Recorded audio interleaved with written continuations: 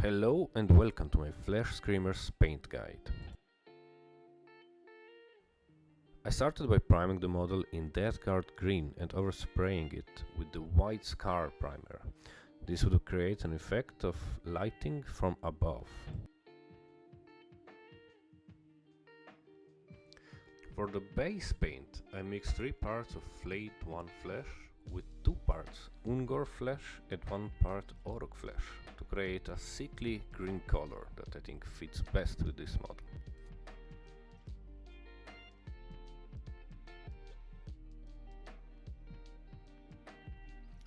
While painting, I try to cover only the skin parts, while avoiding things like the hair, cloth, hooks and all of the mouths on the front side of the model.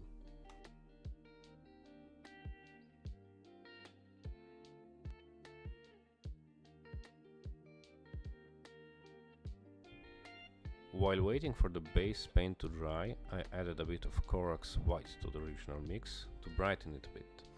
This way I created the mid-tone for the Fleshscreamer.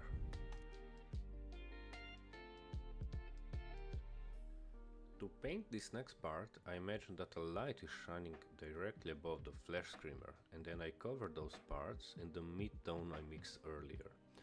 Make sure not to paint the underside of the model, as this part would not get any light.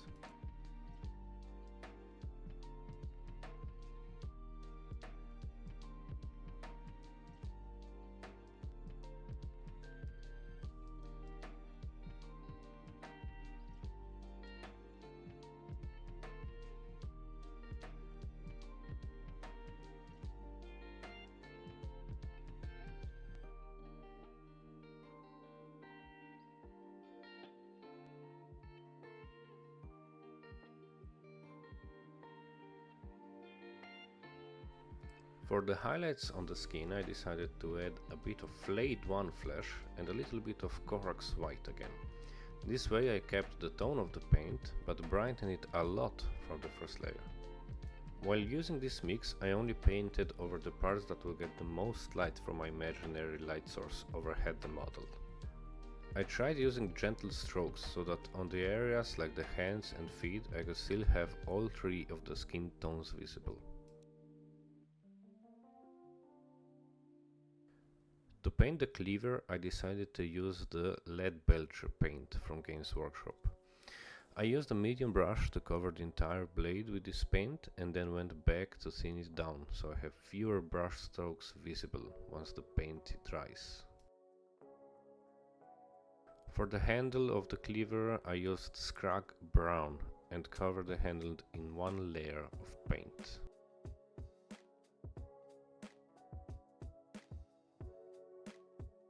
The cloth that the Scream Flesher is wearing is where I used the Xeros purple as the undertone. I covered the entire robe in it, making sure I also got the undersides while avoiding painting over the skin. Now, I still managed to get a bit of paint on the skin, but I covered that up later in the same sickly green.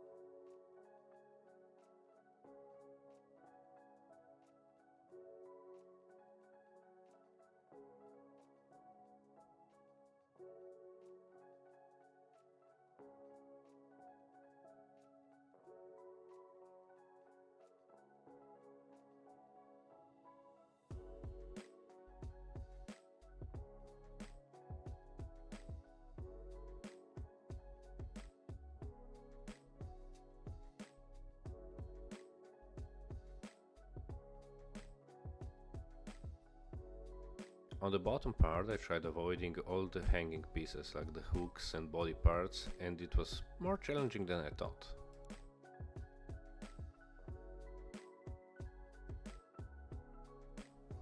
I also forgot to paint the cloth on the other side, but don't worry, I got it done a bit later.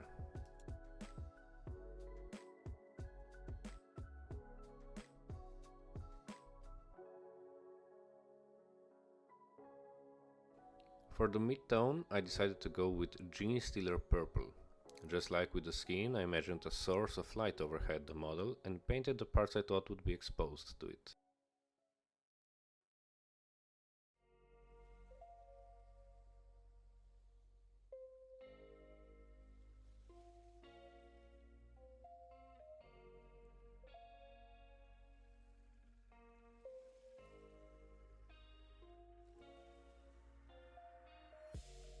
The highlights of the cloth piece were painted in the color lilac, and I used this sparingly, only painting the highest parts of the cloth that were already painted in the mid-tone.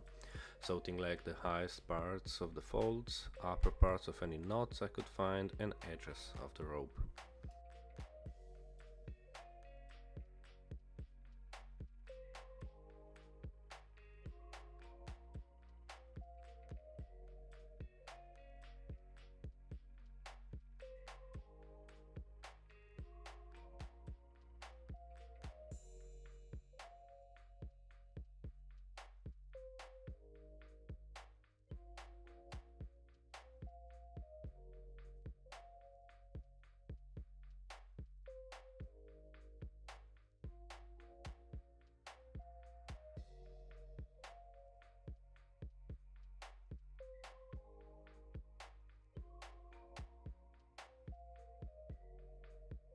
Now, when it comes to hair, I wanted to try something different. For the other minis I painted, I used the same techniques as with the skin and cloth for this guy, but I wanted to give contrast paints a try. So I used the Iron Jaws yellow contrast paint, and honestly I'm not sold on it yet. I think that underlaying color didn't have enough contrast for the paint to really do its job, but the end result was at least decent, so I'm not too worried about it.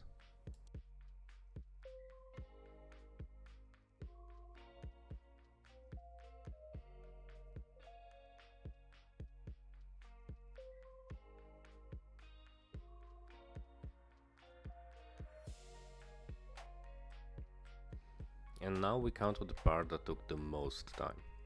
The small details like the hooks, manacles and wounds. I painted the hooks in one layer of Runelord brass and move on, because I did not want to spend an hour just highlighting the hooks on this guy.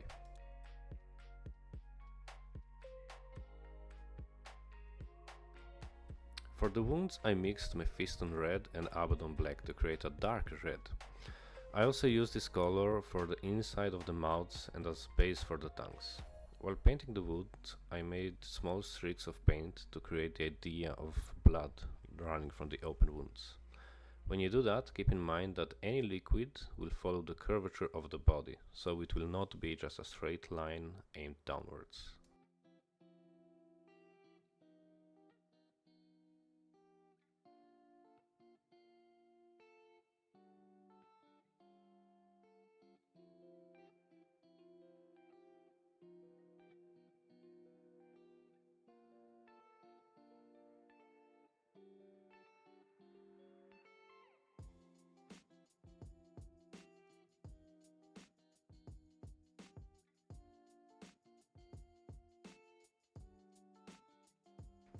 For the hanging body parts I used Ungar Flesh.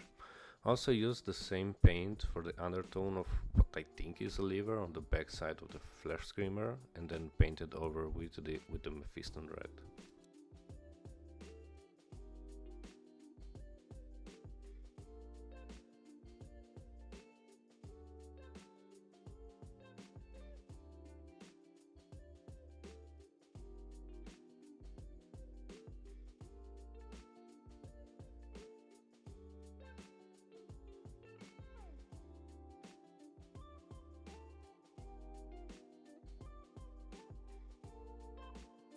For the keys around the neck of the Fleshscreamer I used a mix of Abaddon black and lead belcher, just so this part would stand out a little bit more.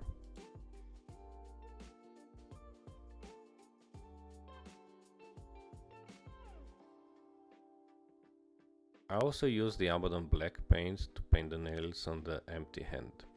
Later I also added a bit of dry brushed Abaddon black and Mephiston red mix to make it seem like the hand is covered in fresh blood.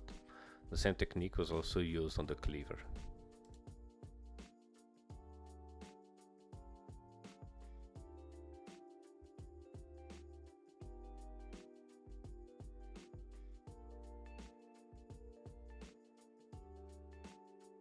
I used the Corax white to paint the teeth coming out of the Fleshscreamer's belly, just so they would pop out a little bit more.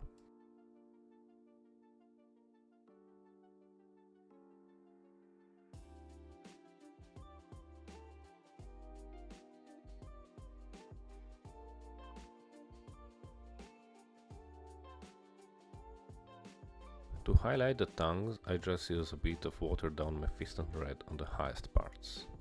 Mood green was my color of choice for painting the eyes. At first I wanted to make them white, but then decided against it.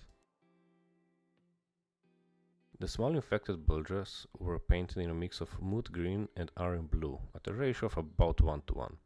Since they are still part of the Fleshscreamer skin, I wanted to tie them together with the mood green while at the same time make them stand out, and I think this color mix does the job.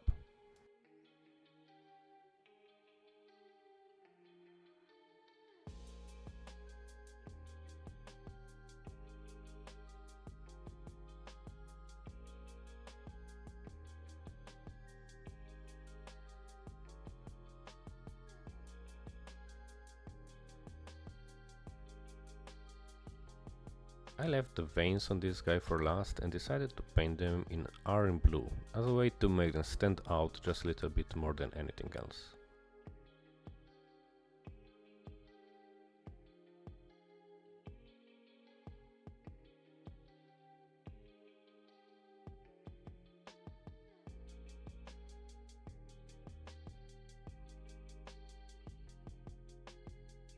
After that, I went back and fixed some small mistakes I made along the way, and at the end I used Agrax Earthshade as the final wash.